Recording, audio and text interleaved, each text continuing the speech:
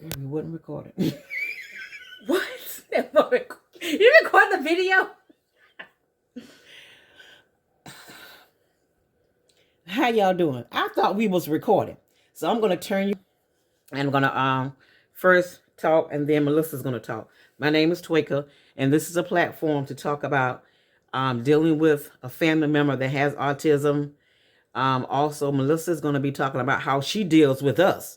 Not only her having autism, but her having an aunt that probably got some undiagnosed mental disorder. And I'm not trying to be fictitious or trying to be funny or anything like that, but it's just the fact that it's hard dealing with someone that their way of thinking, you look at her and she's 28, but her frame of thinking is of a child. No, it's not of a child, it's childlike. Let me say that. It's childlike. But I'm gonna let Melissa talk to you herself so she can actually tell you how it is dealing with autism. Okay? So I'm gonna turn you around, and yes, we are recording. So the first time we had some nice little, we were talking and whatever, but we're gonna be doing more of this, and we're gonna be doing this every day, hopefully. Okay, Melissa, go ahead. Awesome. I have challenge with autism. Like, first of all, say who you are, honey. I'm Melissa. And take your time and talk, sweetie. Okay, so autism for me was be able to cope with things, but it's like we have to get to a place where, if we're sad, we gotta talk it out. But when I was in high school, people would make fun of me because I was in special ed. I called me all types of names. I didn't like it, so I had friends, but it's like, I had friends who was there for me. People thought like, she's slow, she retarded, but so in middle school, people thought I had to go to therapy, child therapy, to talk about my issues, with autism, and I got talked about Go ahead. from everybody, and my mama didn't know what to do. She didn't know what to do. So, Melissa, I'm going to ask you some questions. So, would you say that people didn't understand what you were going through, or with you having autism? You having autism, it does not say that you are mentally retarded. It does not say that you can't do for yourself. It's just that you do it in a special way.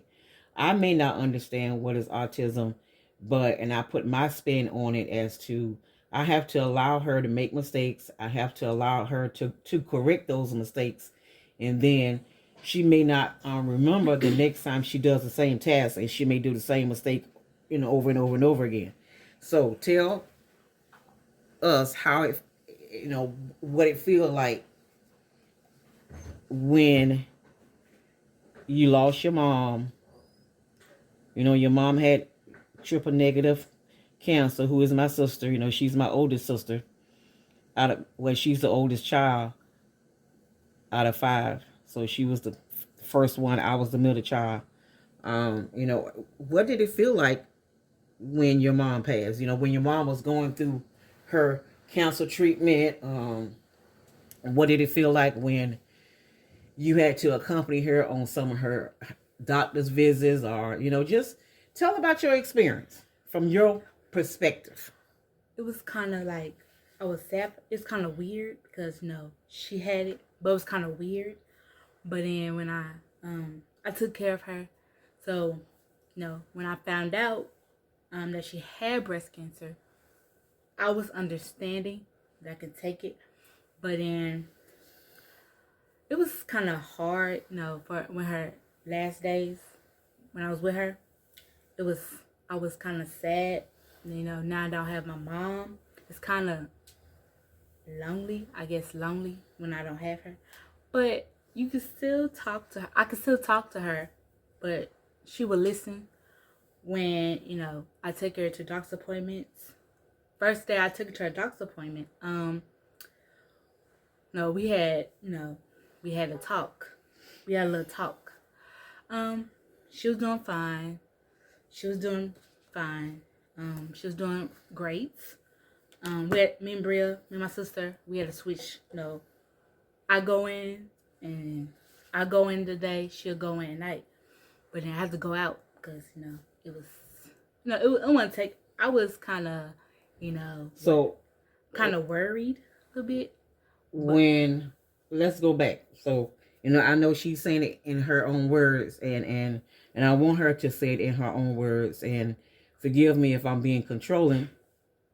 So I remember when your mom found out that she had cancer.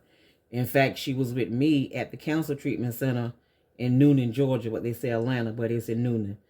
And she got that phone call, and all I can remember was, oh my God, she got cancer. Then she, as she began to talk to the doctor, over the phone, they outlined, what was going to happen in the next coming days and weeks. And when she got off the phone, she didn't cry. She wasn't upset. She was like, whatever happens, happens. And I'm saying in my head, girl, you got to fight. You got to do what you got to do. And she kept saying, I was wondering why I was hurting up under my arm. And I'm saying to myself, if you had told me, I would have told you to go get yourself checked, because that's your lymph nodes up under your arm. And I remember when I was diagnosed with breast cancer, my left breast was leaking, but I didn't know where the fluid was coming from. But I knew something was wrong, because it was like one day I had hair and the next day I didn't have any hair. Now the type of cancer I had was just, the typical, hormone or whatever. But my sister had the triple negative. But Melissa, how, when you accompany your mom to her visits, she was able to understand her diagnosis. So how did you feel when you knew that it wasn't going to be the outcome that y'all hoped for?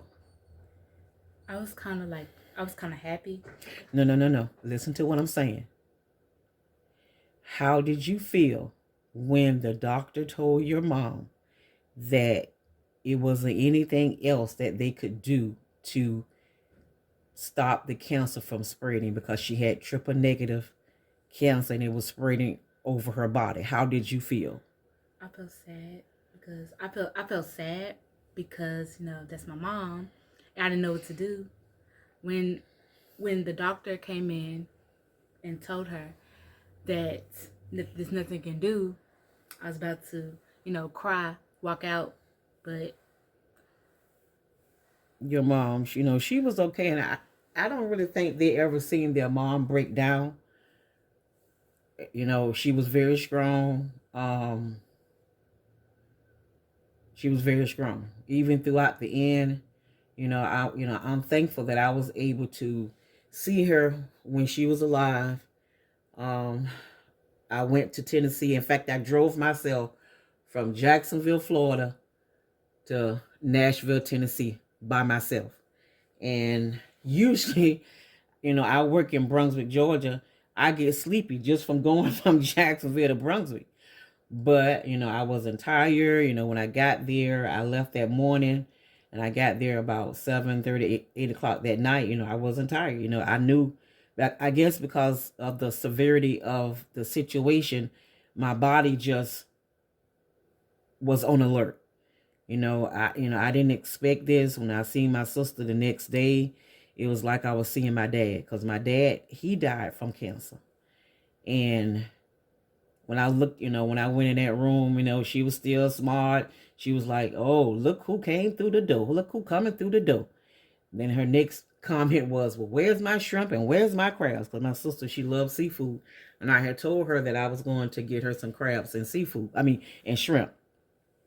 So, I'm going to have to be honest with you that I knew that it wasn't going to be a way where she was going to come out of this, that it was going to be a miracle from God, to change everything around. I wanted my sister to go to the cancer treatment center, but it was too late. She could not survive the drive from Nashville to Noonan. So when she, stated to me that she didn't want to do it, so I told her, I respect your decision, and I'm gonna, live with whatever you want to do. So we stayed in the room, and she was talking about those ants, and she was saying now the nurses were seeing the ants in her room, but we knew that the cancer was spreading because it went to her lungs, where it went through, the lymph nodes to her lungs, and it also traveled to her brain and other organs. And my sister, she was diagnosed in October of 2019. And she was gone July the 11th, 2020. And less than a year. And I felt guilty because I felt like I should have been the one that was laying in the bed that didn't have a heartbeat. I should have been the one that was going through what she was going through. But she was a trooper. She even said to me over the phone, because she was going to come to Jacksonville in July, and she was going to stay with me. So I had some things planned that we was going to do while she was here. So, but, that didn't come to pass. I feel my sister's presence in my house here in Orange Park.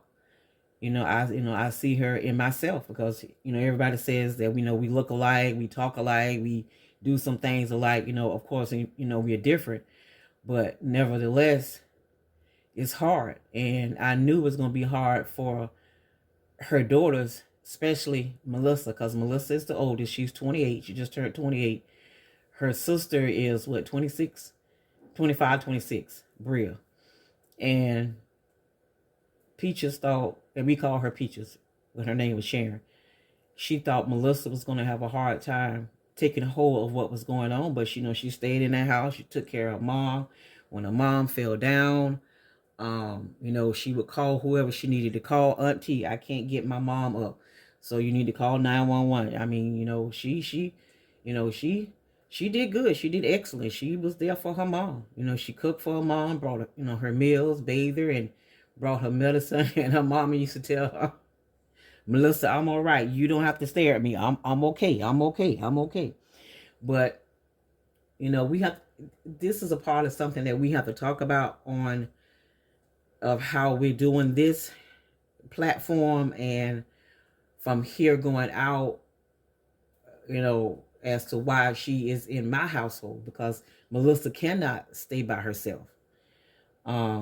If she had supports in her home where they can monitor her food level, take her to go get her medications, or, just having a supported living coach, which I am a supported living coach. She would need that service, but she would need it 24/7, because she's not going to do what she's supposed to do, because she's going to do things that's not conducive, to have a good quality of life. Don't get me wrong, she has freedom of choice, as they call it here in Florida, as to, she can live her life just as like anybody else can live her life. And it's hard for her because she wants to be involved, have friends. But because of this thing, what's going on right now, number 19, we can't go out. And especially with her developing COVID-19 is even harder, because now I have to watch it. I have to watch her. So, but I'm going to let her talk, because I know I've done a whole lot of talking. And I want her to talk about, and I'm going to ask her questions, because sometimes she get lost in her words as to what she wants to say. So, Melissa, what are some of, give me one thing that you would like to accomplish in 2021. I like to accomplish a lot of things. I like to accomplish. Just give me one thing that you want to do. One thing. I want to buy a house. That's one thing. Buy a house. That's one thing. Okay. Now, how can you buy a house? When? Tell me that.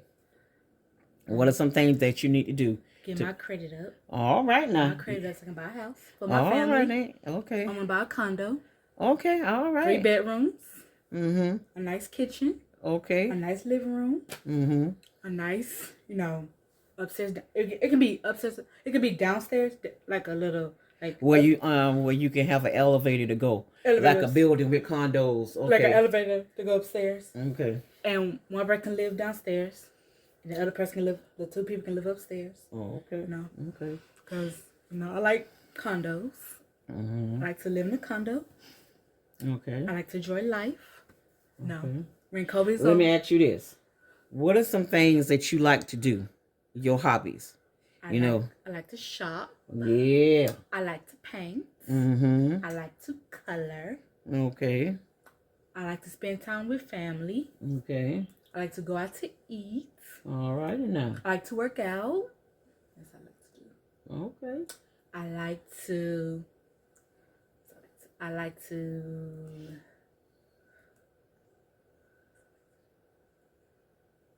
So tell me this. What does it feel like, even now, do you feel like you are, how do you feel in your head right now? I feel better. Okay. All right. And when you say you feel better, describe better. Describe that. My better is my health. When I had like the symptoms I have now, it's gone. For COVID? COVID is gone. Okay. Yes. Okay. But what I mean about describing how you feel, how do you feel emotionally and mentally, being that, this is, of course, you used to come down here every summer, spend every summer with us. But as you got older, those visits was not as frequent, even though your mom used to come sometimes for Thanksgiving and Christmas, mm-hmm. and for your grandma's birthday in July. What that feel like when you don't have the same people or the same supports that you had in Nashville, and now you have to develop new supports? What does that feel like?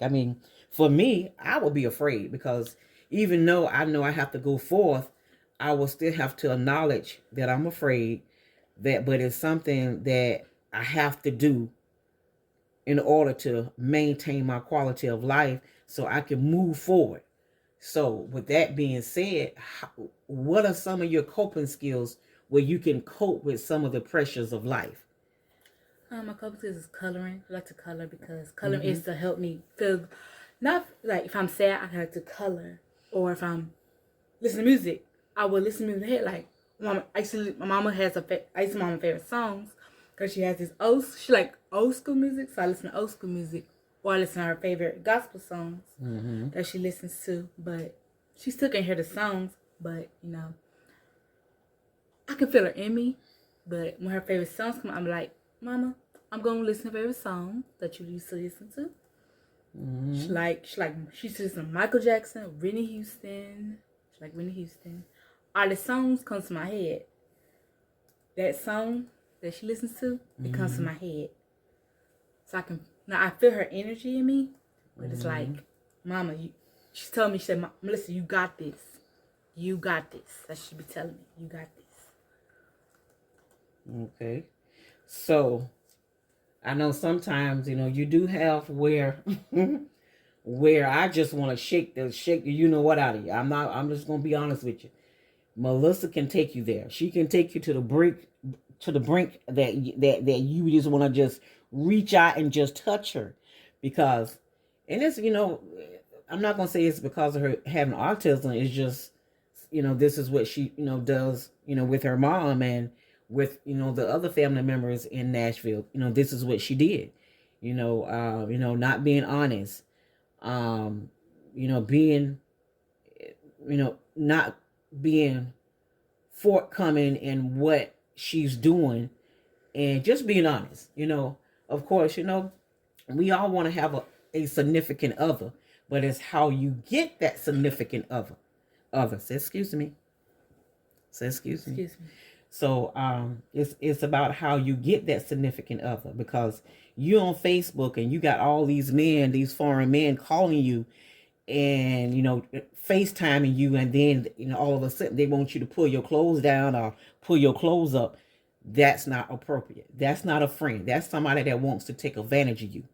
When they find out that you are easily being able to be uh, manipulated, or they can coerce you into doing things, they want to stay in contact with you because they know that you are a source of delight for them. When I say delight, to satisfy them physically. It's not a emotional thing with a man. If a man is asking you to do things that you know that is wrong.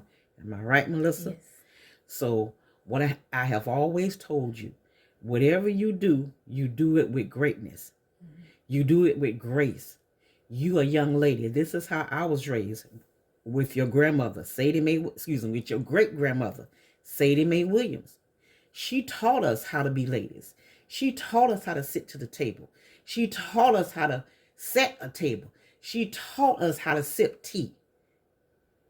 She taught us how to be ladies. My mom, my dad, all my family members. When you a lady, you stand out. Of course, I'm a woman, I'm a female, but I'm also a lady. And this is what I instilled in my girls. You don't let nobody take you there where you get out of character, where you just acting like every little Jane Joe on the street. No. You don't have to have friends.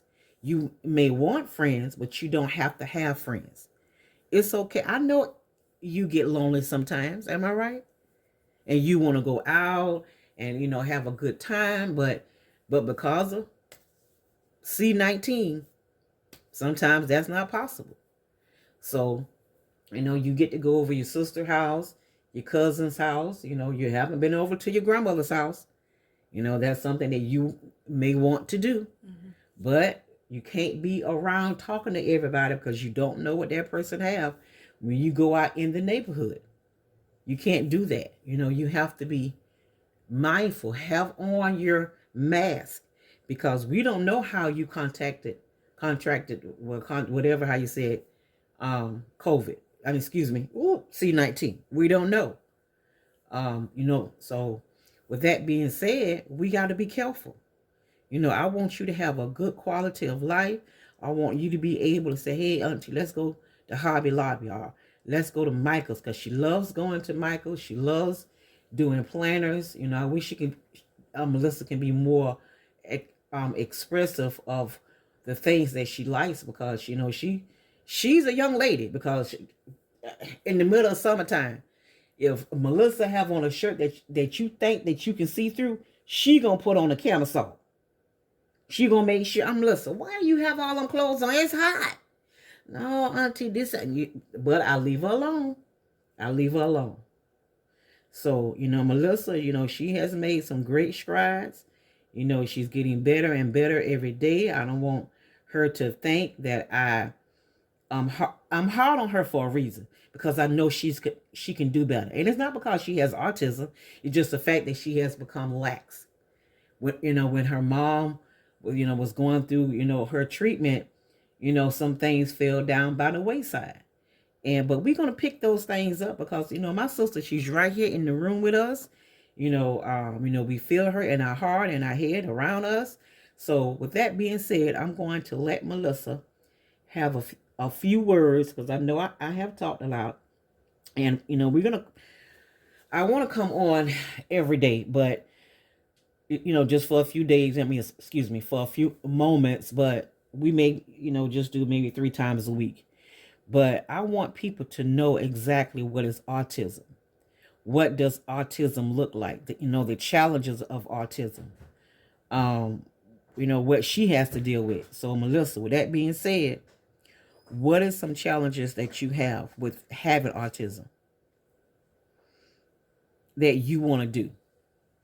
I want to do like making like. Can you pull your pants up? I want my video. What the? That's my son. Whoo, Malin forgot my train of thought. But anyways, Melissa, I know you wanna, Melissa wanna have a job. But let me tell you something about Melissa. If Melissa get tired of something, Melissa gonna say, you know what? I'm tired of doing this. I'm ready to go home. She see how she looking? See there? You see her, y'all? Do y'all see her? Do you see her? She So Melissa, you know, she know how to play you. She can manipulate you. I can tell you that. So what else you got to say, Melissa? Nothing. So, with that being said, we're gonna come back, you know, tomorrow, and maybe we're gonna cook or whatever, you know, watch her cook, or you know, cause she can cook. You just have to monitor to make sure she cuts the stove off. Mm-hmm. But and she doesn't pick up stuff with her hands when the pan is hot. But anyway, press that subscribe button and hit that notification bell. Peace. And hit that thumbs up. Peace. Peace in the what? Peace out. All right, y'all. Bye.